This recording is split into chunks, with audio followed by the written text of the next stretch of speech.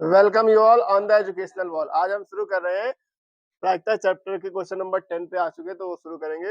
ये क्वेश्चन एक बहुत बड़ा सा लंबा सा दिखने में है, लेकिन है वैसे ही जैसे अभी तक हम लोग करते हैं, आसान सा क्वेश्चन है। क्या कहा गया, पहले इसको लिख लिया जाए। एक पिग्गी बैंक में 50 पैसे के 100 सिक्के हैं। 50 पैसे के ये 50p लिख रहे हैं, कितने सिक्के हैं? 100 कॉइन्स है, सिक्के 100 कॉइन्स है। ठीक, इसके अलावा कहा गया है 1 रुपए के 50 सिक्के हैं। अगर हम लोग 1 रुपए का सिक्का लें तो रुपए का सिंबल आगे लिखा जाता है। ये है 50 सिक्के। ठीक है, इसके बाद अगला कहा गया है 2 रुपए के, वहां कॉर्नर में 2 रुपए के 20 सिक्के हैं, तो 2 रुपए का भी लिख लिया जाए। 2 रुपए के कुल कितने कॉइन्स है? 20 सिक्के हैं। इसके अलावा कहा गया 5 रुपए के 10 सिक्के हैं। 5 रुपए कितने सिक्के हैं? 10 सिक्के हैं। तो कुल कितने सिक्के हो गए? 100 प्लस 50 150, 170 और 10 180। कुल सिक्कों की बात किया जाए तो 180 सिक्के कुल हो गए।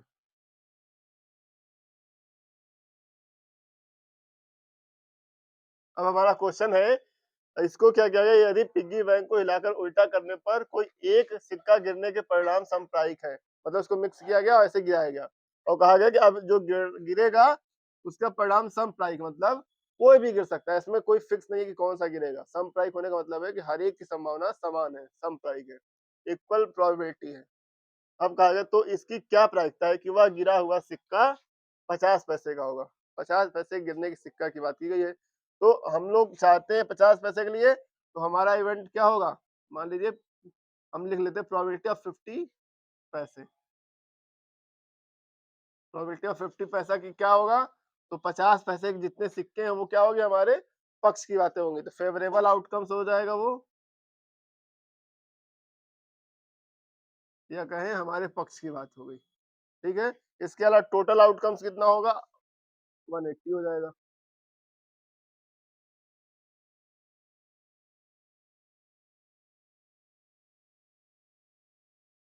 फेवरेबल आउटकम्स मतलब हमारे पक्ष की बात, और इसके अलावा टोटल आउटकम मतलब कुल संभावना है। तो यहाँ पर 50 पैसे कितने सिक्के थे? 100 सिक्के हैं, हम लोग लिखेंगे 100 बटे में कुल सिक्के 180। इसको सॉल्व करेंगे, एक जीरो से एक जीरो कटेगा, 2 से कटेगा ऊपर तो 5 आएगा, और नीचे कटेगा तो 9 आएगा। 5 बटे 9 क्या हो गई? 50 पैसे के सिक्के निकलने की प्रायिकता हो गई। अगला क्वेश्चन का 5 रुपए का नहीं होगा, मतलब वो सिक्का गिरे और 5 रुपए का ना हो, इसके लिए हम लोग को क्या करना होगा? पहले तो ये निकाले कि 5 रुपए के होने की प्रायिकता क्या है, और एक में से माइनस कर देंगे तो 5 रुपए के ना होने की प्रायिकता आएगी। तो ये हो गया पहले क्वेश्चन का सॉल्यूशन। दूसरे क्वेश्चन का सॉल्यूशन क्या होगा? Probability of 5 rupees. फिर से फेवरेबल आउटकम्स अगर हम लोग बात करें,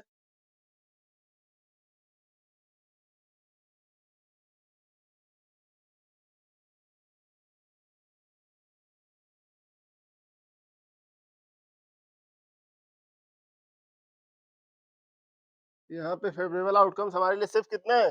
5 रुपए के सिर्फ 10 ही सिक्के हैं, यानी कि 10 ही ऐसे फेवर में होंगे, तो 10 लिखेंगे ऊपर, और नीचे हमारा टोटल क्या होगा? 180। फेवर मतलब हमारे पक्ष की बात। सिर्फ 10 ही सिक्के गिरेंगे तो इसके उल्टा वाली जो हम लोग कंडीशन लेके चल रहे हैं पहले वो होगा। तो 5 रुपए के लिए सिर्फ 10 ही बार ऐसा चांस बनेगा जबकि 5 रुपए का सिक्का गिरेगा। तो ये लिखेंगे 10 बटे में 180। तो ये हुआ 5 रुपए के सिक्के गिरने की प्रोबेबिलिटी। इसको सॉल्व करें तो 1 बटे 18 आ जाएगा। अब हमें निकालना है ये 5 रुपए का सिक्का ना गिरे। अभी हमने निकाला 5 रुपए के सिक्के गिरने की प्रोबेबिलिटी। तो क्या करना होता है? उल्टा कर देना होता है। कैसे सिंबल बनाते हैं? बार बनाते हैं तो ना होने की प्रायिकता लिखते हैं, या डैश बनाते हैं। इसको कैसे करते हैं? 1 में से माइनस कर देते हैं जो आया था, 1 माइनस 1 अपॉन 18। कैसे करेंगे? 18 बन जाए 18 माइनस 1, 17 अपॉन 18।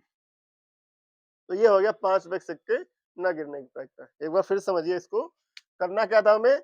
जितने भी सिक्के थे उसका टोटल निकाल लेना था, तो हमारा आया कुल 180 सिक्के हैं पिगी बैंक में, वो जो गुल्लक कहते हैं हिंदी में, तो 180 सिक्के थे गुल्लक में, और उसको गिराया गया, निकाला गया, तो 50 पैसे सिक्के गिरने की प्रायिकता पूछा है। तो कितने 50 पैसे सिक्के हैं? कुल 100 है, और कुल कुल सिक्के जो है सारे मिलाकर 180 है।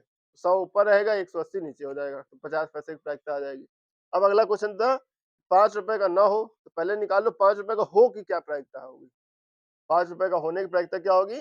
तो हम लोग ₹5 के सिक्के जितने हैं उसको ऊपर रखेंगे और कुल संख्या 180 उसको नीचे। तो 10/180 इसको 0-0 कट गया 1/18 हो गया। फिर अब ना होने की प्रायिकता निकालना है तो हम लोगों ने उस दिन पढ़ा भी था, कैसे पढ़ा था formula? PE plus PE bar is equal to 1। तो इसकी प्रायिकता निकालनी है हमें, तो इसको इधर भेज देंगे और जब ये इधर आएगा तो माइनस हो जाएगा, इसीलिए हमने 1 से माइनस करके निकाला, तो आया 17/18। इसको स्क्रीनशॉट ले लीजिए आप लोग। चलिए अब नेक्स्ट क्वेश्चन देखते हैं, क्वेश्चन नंबर 11। गोपी अपने जल जीव हम लोग जो है एक्वेरियम जो घरों में रखते हैं उसी की बात किया गया है, एक्वेरियम ने इसीलिए लिखा भी है, के लिए एक दुकान से मछली खरीदती है। दुकानदार एक टंकी जिसमें 5 नर मछली और 8 मादा मछली, मतलब उसने टंकी में रखा हुआ है, में से एक मछली यादृच्छा उसे देने के लिए निकालती है। मतलब गोपी जो भी हो, मेल फीमेल, लेकिन जो दुकानदार है वो फीमेल ही है, निकालती है की बात किया गया ना, तो वो दुकानदार निकाल रही है। इसके बाद कहा गया इसकी क्या प्रायिकता है कि निकाली गई मछली नर मछली है। ठीक है, गोपी जो खरीद रहे हैं, गोपी भी शायद फीमेल है, दोनों लोग फीमेल है, खरीदती है और यहाँ कहा गया निकालती है, मतलब खरीदने और बेचने वाला दोनों लोग ही फीमेल है। अब इसके बाद कहा गया है कि नर मछली निकालने की क्या प्रायिकता है, तो हम लोग क्या कहें, प्रोबेबिलिटी ऑफ नर मछली।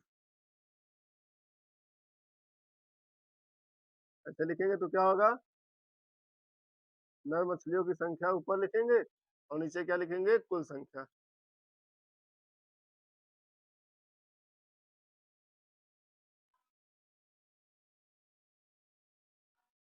बटा में कुल मछलियों की संख्या।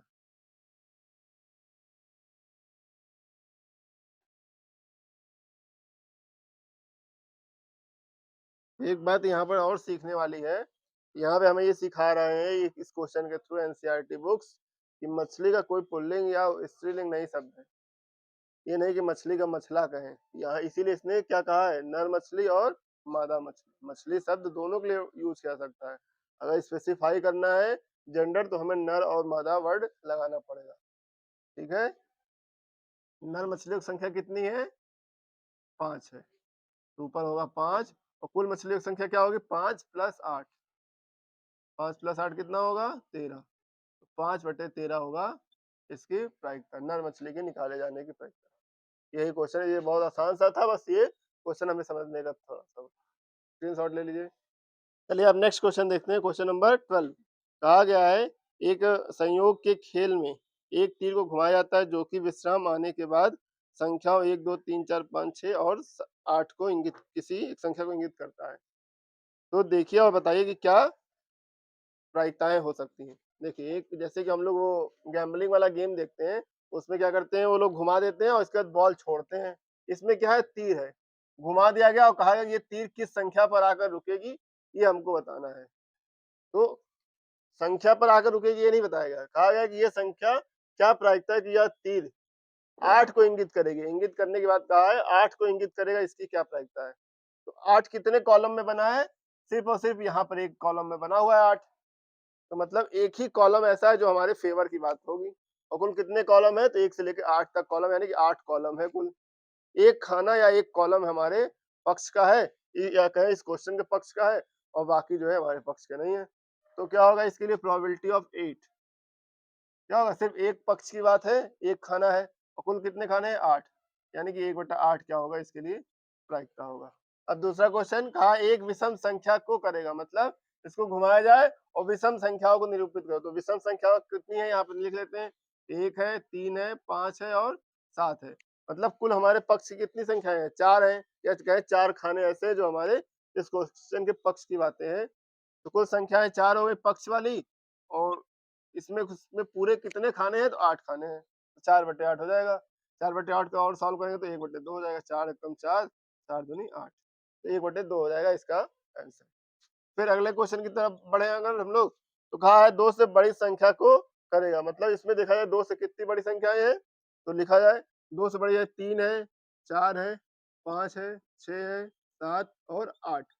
ये 6 संख्याएं ऐसी हैं जो कि 2 से बड़ी हैं।